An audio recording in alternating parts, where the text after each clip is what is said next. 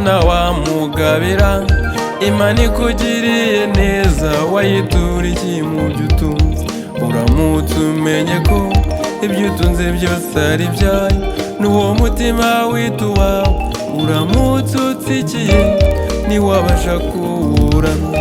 Mpisemo kuguha ibyanjye mwami ari wowe unyobora, kuko imbaraga mfite ntizabasha kundenza urupfu. Nakugiriye neza mbona wamugabira. Imana ikugiriye neza wayiturikiye mu byo utunze. Uramutse umenye ko ibyo utunze byose ari ibyayo, n'uwo mutima wita uwawe.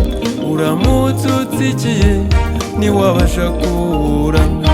Mpisemo kuguha ibyanjye mwami ari wowe unyobora, kuko imbaraga mfite ntizabasha kundenza urupfu.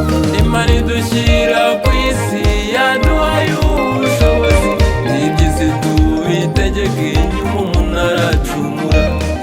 Ibyari bwitwe Edeni bihinduka igihu, waributse haleluya nanjye nkavuga amen.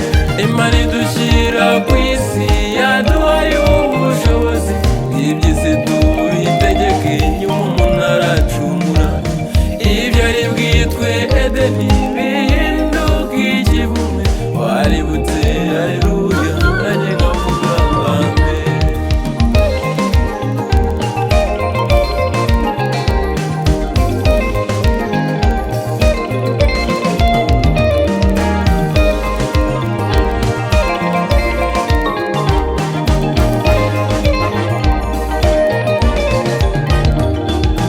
Bano batuye ku isi ko mbona muhuye n'akaga, mu gihe mukiri babandi bikunda bikabije.